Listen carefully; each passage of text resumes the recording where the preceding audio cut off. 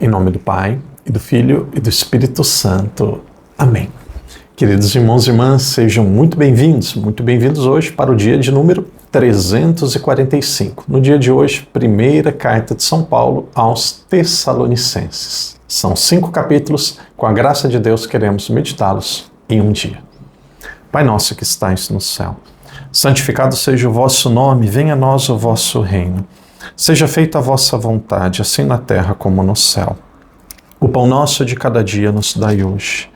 Perdoai-nos as nossas ofensas, assim como nós perdoamos a quem nos tem ofendido. E não nos deixeis cair em tentação, mas livrai-nos do mal. Amém. Ave Maria, cheia de graça, o Senhor é convosco. Bendita sois vós entre as mulheres, e bendito é o fruto do vosso ventre, Jesus. Santa Maria, Mãe de Deus, rogai por nós, pecadores, agora e na hora de nossa morte. Amém. Glória ao Pai, ao Filho e ao Espírito Santo, como era no princípio, agora e sempre. Amém. Queridos irmãos e irmãs, sejam muito bem-vindos hoje para mais um dia. Hoje nós estamos na primeira carta de São Paulo aos Tessalonicenses. Essa carta é tão especial, tão importante, que nós estamos diante, provavelmente, do primeiro texto que foi escrito no Novo Testamento. São Paulo, quando ele faz uma das suas viagens, ele estava em Corinto. Nós podemos encontrar em Atos dos Apóstolos, capítulo 17, versículos de 1 a 9, tarefa, lição de casa, depois volta um pouquinho, Atos dos Apóstolos 17, de 1 a 9, nós vamos observar que São Paulo, ele estava em Corinto, e aí ele vai, depois ele funda e ele escreve para esta comunidade que estava em Tessalônica, por ser a primeira, uma das bases para aquilo que seria depois a sua literatura, os textos que ele iria escrever nas suas outras várias e profundas cartas. Hoje a igreja pensa que aproximadamente 13 cartas dos 27 textos do Novo Testamento são redigidos, são feitas, são de autoria de São Paulo. Hoje também, se você acompanha esse vídeo quando ele está sendo publicado, hoje é dia 11 de dezembro. Peço que você reze uma Ave Maria pelo Padre Daniel. Hoje eu estou celebrando, com a graça de Deus, mais um aniversário de ordenação. Então reze pelo meu ministério, reze para que Deus me dê a graça da fidelidade, a graça da perseverança, também de muita sabedoria para que eu seja um Padre Santo. O que eu mais peço, muitas vezes as pessoas dizem assim, apaga a velhinha, faz um pedido, não é da boca para fora. O que eu peço para Deus, meu pedido é sempre que eu seja um Padre Santo, que eu seja um Padre segundo o seu coração. Então, hoje, me inclua aqueles que não foram à missa hoje, que irão, peça para rezar por mim, ou você, depois que receberá a comunhão, reze por mim, eu digo do fundo do coração. Reze para que eu seja um Padre fiel aos ensinamentos da igreja, fiel aos compromissos que eu assumi com Nosso Senhor. Irmãos e irmãs, primeira carta de São Paulo aos Tessalonicenses. Se vocês quiserem, Padre, ele pode dar alguns tópicos que vai ajudar na nossa meditação e depois nós vamos mais rápido no texto.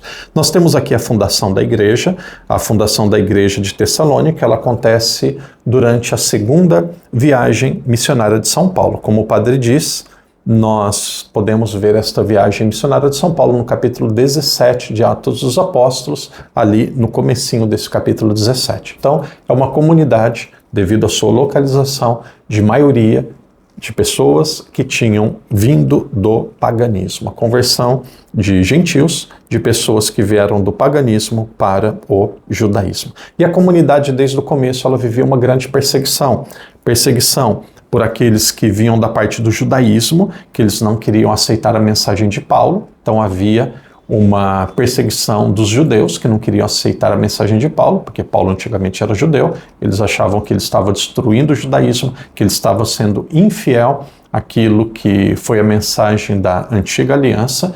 E também aqui tinha uma grande perseguição dos pagãos, pessoas que tinham medo que o império viesse a perseguir aquela cidade de Tessalônica devido a algumas confusões, devido a algumas agitações populares que poderiam surgir devido àquilo que São Paulo estava realizando. Então, ali, devido à pregação de São Paulo, claro que não é verdade, mas havia um perigo, segundo a cabeça de algumas pessoas, de uma certa estabilidade social, principalmente diante dos romanos. E aí era melhor silenciar São Paulo. E aí, se alguém quiser a data, possivelmente aqui nós estamos lá pelo ano 50, mais ou menos. 50, 51, ali talvez ano 52. Então, provavelmente é depois do ano 49, que nós encontramos em Atos capítulo 15, que foi o Concílio de Jerusalém. Temáticas principais, eu colocaria aqui se vocês quiserem, 3 temáticas são as maiores, as centrais desta carta. Primeiro, nós temos a esperança da vinda de Cristo, aqui nós chamamos de escatologia. Cristo ele virá, ou podemos chamar até de parousia. Cristo ele virá no fim. Teremos a segunda vida de Cristo. Então, enfatiza aquela comunidade ali no princípio, eles aguardavam, esperavam muito a vinda de Cristo. Então, o texto vai falar de forma enfática que eles deveriam esperar a segunda vinda de Cristo. Como que eles deveriam esperar? Como que deveria ser essa expectativa? Essa expectativa deveria ser vivendo a santidade. Vai aparecer durante a carta, a gente vai dar até um pouco de risada. Ele diz assim: percebo que entre vós existem muitas pessoas ocupadas, muito ocupadas em não fazer nada. Aí ele diz assim: quem não trabalha não deve comer. Porque havia uma tendência que muitos diziam assim: Cristo está voltando. Cristo voltará. Veja, aqui é o ano 50, está 15 anos da ressurreição de Cristo, mais ou menos. Então muitos falavam, a segunda vinda, a volta de Cristo é iminente, vamos esperar. Aí muitos cristãos não queriam mais trabalhar, muitos queriam usar essa suposta vinda de Cristo, que é verdade, para apenas entre aspas, para apenas ficar rezando e aguardando. Aí ele falou, não. Percebo que nessa comunidade tem muita gente ocupada em não fazer nada. Quem não trabalha não deve comer. Então, tá aí, tá resolvido. Então, uma temática é a esperança da vinda de Cristo. A outra é a ressurreição dos mortos. Ele diz que haverá ressurreição dos mortos, ele assegura a esta comunidade que Cristo, ele ressuscitou, e isto, de certa forma, nós, por participação na sua ressurreição, nós também um dia iremos ressuscitar. E aí, uma outra temática, na verdade eu penso que existem 4, tem a primeira que é a esperança da segunda vinda, a ressurreição dos mortos, e aí depois uma outra temática que aparece muito forte nas cartas anteriores, nós chamamos de exortação, que é a conduta ética e moral. Ele ensina como viver de maneira digna, evitando comportamentos que podem ir contra a moral, comportamentos que podem ir contra aquilo que era o costume cristão. E aí a parte social, a parte prática, amar a Deus significa também amar o próximo. Então, nós temos a solidariedade e o consolo, a necessidade que nós temos de apoiar, de ajudar os outros, principalmente em momentos de dificuldade. Essas são as razões ou as temáticas teológicas. Se vocês quiserem, rapidamente também o padre gostaria de mencionar 6 pontos, perdão de repetir, mas no próximo ano nós não vamos estudar capítulo por capítulo, mas quando formos estudar a Bíblia, no nosso curso básico de teologia para leigos, nós vamos pegar e estudar estas cartas como um todo. Então nós vamos pegar cada temática teológica, vamos aprofundá-la, e nós vamos pegar também as razões, aquilo que levou São Paulo a escrever esta carta, e aí nós vamos também aprofundar. Eu encontro aqui 6 razões que levou São Paulo a escrever esta carta. Se vocês quiserem, tomem nota ou apenas memorize e guarde isso como fonte aí de conhecimento para um profundo, ou um possível, ou um futuro estudo ou releitura da carta de São Paulo aos Tessalonicenses. Primeiro, apoiar e encorajar uma comunidade nova e perseguida. Por que ele escreveu? Padre, por que você está fazendo toda esta razão das cartas, as temáticas da carta? Por quê? Porque esse é o primeiro texto do Novo Testamento. É o primeiro texto. E aqui que começa o Novo Testamento. O Novo Testamento não começa com o Evangelho de São Mateus. Por que está o Evangelho de São Mateus primeiro, padre? Porque os primeiros textos são aqueles que falam de Jesus. Mas por que o de Mateus e o de Marcos foi escrito antes? Porque desde o começo da igreja se entendia que o Evangelho de São Mateus era como se fosse o Evangelho dos Evangelhos, aquele mais completo, aquele que contava a história de uma forma mais profunda. Então, primeiro texto do Novo Testamento, provavelmente a primeira carta de São Paulo aos Tessalonicenses.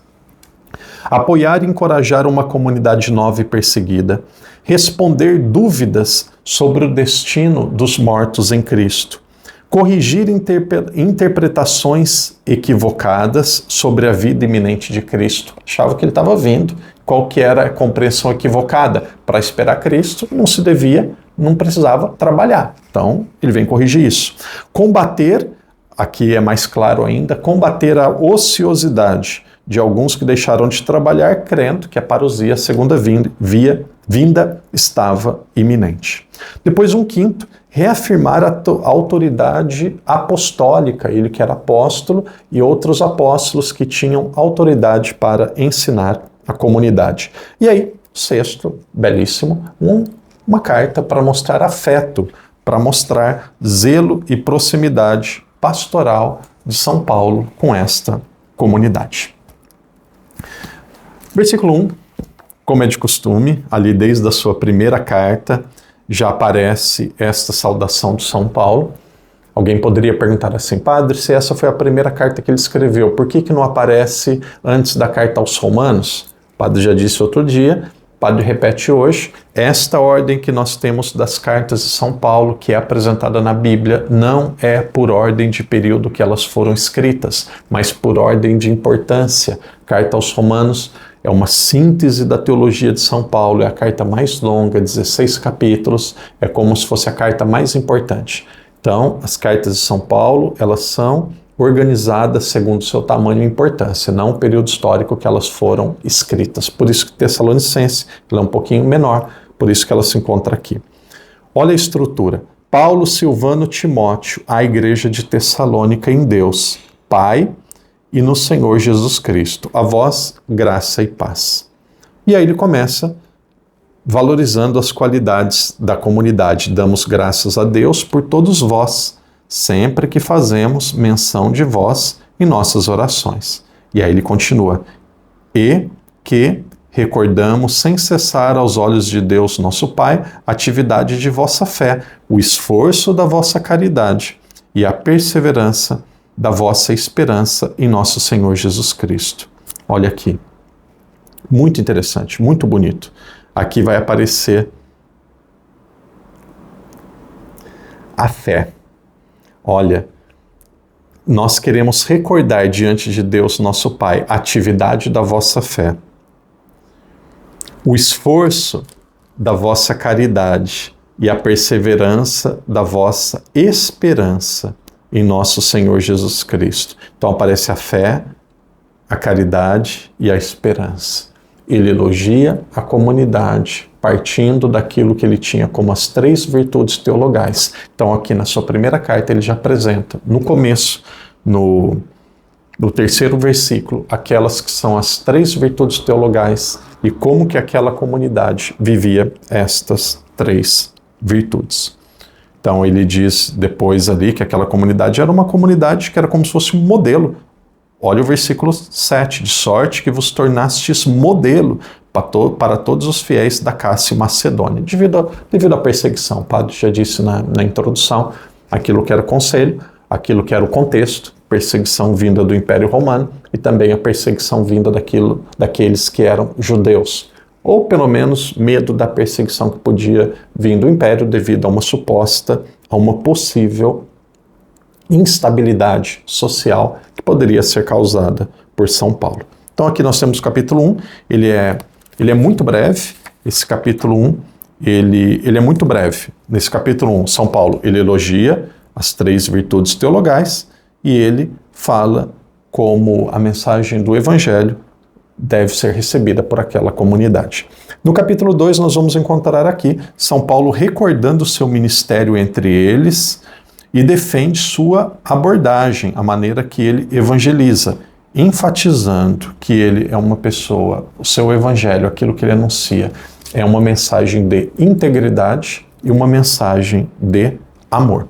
Esse capítulo 2, então nós vamos Aqui é muito claro, já no finalzinho do capítulo 1, que era um contexto pagão. São Paulo ele elogia que eram pessoas que tinham saído do paganismo, deixando os ídolos para adorar a Deus. Capítulo 2, ele elogia a luta daquelas pessoas por deixar as coisas do mundo para agradar a Deus, e ele mostra o seu grande amor por aquela comunidade. E aí ele deixa muito claro aqui duas coisas, que aqueles que estão em Cristo, aqueles que têm fé em Deus, a sua pregação, ela era baseada em 2 pontos. Primeiro ponto, o monoteísmo. Aqui, em relação aos ex-pagãos, existe um Deus. E aí um segundo ponto, que é muito claro também na sua pregação, principalmente nessa carta, sobre a segunda vinda de Cristo. Ou seja, Cristo, ele ressuscitou e ele voltará. Isso daqui talvez falando aos judeus. Então, aqui a pregação de São Paulo, esse capítulo 2, ele é baseado nisso. Ele mostra 2 aspectos dessa pregação. Qual? Primeiro, monoteísmo, existe um só Deus. Depois, Cristo voltará. Versículo 4, eu grifei. Uma vez que Deus nos achou dignos de confiar-nos o Evangelho, falamos não para agradar aos homens, mas sim a Deus, que perscruta o nosso coração. Fantástico. E aí vocês sabem que nem Jesus agradou todo mundo, nós também não vamos agradar. E aí ele deixa de forma aqui muito clara uma mensagem para a nossa vida. Uma vez que Deus nos achou dignos de confiar o Evangelho, falamos não para agradar os homens, mas sim a Deus. Maturidade, liberdade. Na sequência, ali a partir do versículo 13, São Paulo ele começa a louvar a comunidade por ter ouvido a mensagem de Cristo, e ali nos versículos 15 e 16 ele faz uma grande crítica aos judeus. Crítica por quê? Porque eles mataram Jesus. Aqui nós não vamos entrar em muitos detalhes, mas às vezes eu vejo cristãos elogiando muito o judaísmo. Nós viemos dos judeus e tudo, mas dizendo Israel, todo Israel, Israel, Israel. Veja, na Bíblia quando se fala em Israel, você está falando sobre um povo. Não é a promessa para Israel, não é a promessa para aquele território. Então, pisou fora do território, não tem promessa. Pisou dentro do território, tem promessa. Não, Israel é um povo. Israel são os descendentes de Abraão. Por que Deus fez uma promessa para Israel? Porque de Israel viria o Salvador. Quando nós falamos do país Israel, tem muitas coisas relacionadas aos cristãos, muitos valores, mas olha, na história, os judeus perseguiram de forma incansável os cristãos. Muito sangue cristão foi derramado por causa dos judeus. Até hoje, quem vai na Terra Santa, e vocês, ou quem pode fazer a via sacra, vai perceber, às vezes, das casas, que são casas de judeus, jogam coisas nos cristãos. Então, não acha que o judaísmo é um irmão próximo, amigo e perfeito dos cristãos. Não, nós temos muitas coisas em comum, mas não vamos apagar e tirar essa página da história. Aqui diz no versículo 15, eles mataram o Senhor Jesus e os profetas e perseguiram a nós, desagradaram a Deus e são inimigos de toda a gente. Então vamos colocar as coisas no lugar, não vamos canonizar um grupo de forma generalizada. Depois nós chegamos no capítulo 3. Capítulo 3 mostra o envio, aqui novamente, como aconteceu na carta aos Colossenses. A carta aos Colossenses era uma carta posterior. Aqui nós vemos o envio de São Timóteo a Tessalônica. Ele mesmo dizendo, Paulo, que ele estava em Atenas e ele iria enviar São Timóteo para aquela comunidade. Se vocês quiserem, em uma sentença, este terceiro capítulo, nós podemos dizer que este capítulo 3 relata a preocupação de São Paulo por causa da perseguição, e ele menciona a visita de Timóteo e a alegria que recebeu ao saber da firmeza, da perseverança e da fidelidade daquela comunidade. Capítulo 4, nós temos aqui algumas saudações, algumas recomendações gerais, e essas recomendações nós podemos chamar instruções para que aquela comunidade tenha uma vida santa e que a ressurreição dos mortos que virá seja aceita e seja como uma forma de esperança para toda aquela comunidade. Então, São Paulo aqui ele conforta a comunidade porque Cristo morreu por eles e um dia eles também vão ressuscitar. O padre mostra novamente a Bíblia, não sei se é possível vocês verem, possivelmente tem pessoas que podem fazer um print, e eu faço alguns círculos e daqui a pouco eu vou mostrar aí para vocês aquilo que eu circulei, naturalmente porque nós não podemos ler tudo. Olha as recomendações que ele faz. Começo ali pelo versículo 3. Portanto, esta é a vontade de Deus, a vossa santificação. Olha, afastai-vos, aparteis da luxúria.